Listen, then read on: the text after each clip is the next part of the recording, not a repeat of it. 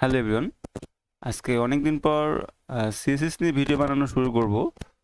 আমরা ইতিপূর্বে এইচটিএমএল এর একটু ধারণা নিয়েছি এবং কিছুটা বিষয় শিখেছি, এবং আরও যেন বিস্তারিত শিখতে পারেন তার জন্য আমি একটা ওয়েবসাইটের সাথে পরিচয় করিয়ে দিয়েছিলাম, যেখানে থেকে আপনারা সব পারবেন স্টেপ বাই স্টেপ। তো আজকে আমি সিএসএস শেখানো শুরু করব, মানে আজকে থেকে শুরু করব। আচ্ছা, আমরা সর্বপ্রথম জানি যে এই সিএসএস এর পূর্ণরূপ কি। এই সিএসএস এর ফুল মিনিং হচ্ছে ক্যাসকেডিং স্টাইল শিট।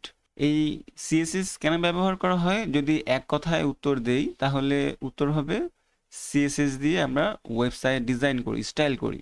এখন আরো বিস্তারিত যদি বলি তাহলে হচ্ছে যে এটা এমন একটি ভাষা যার সাহায্যে ওয়েবসাইটের রং, ফন্ট, আকৃতি, লেআউট ইত্যাদি কেমন হবে সেটা ঠিক করে দেওয়া সিএসএস এর মাধ্যমে।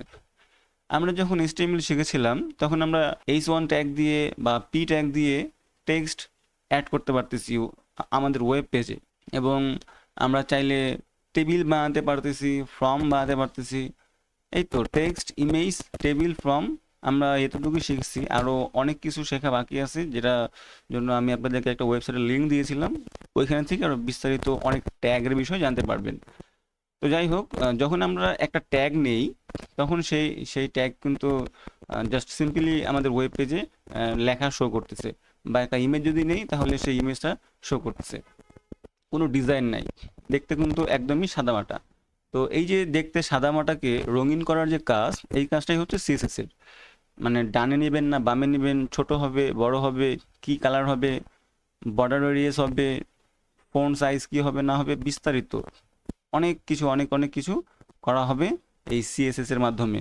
পুরো ওয়েবসাইটের ডিজাইনের দায়িত্বই হচ্ছে সিএসএস এর।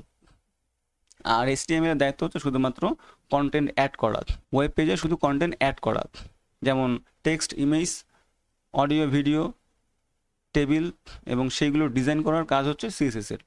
তো আমরা সিএসএস শিখবো। তো সিএসএস এর ফুল মিনিং হচ্ছে ক্যাসকেডিং স্টাইল শিট, এবং এর কাজ হচ্ছে ডিজাইন করা। সিম্পলি আশা করি বুঝতে পারছেন।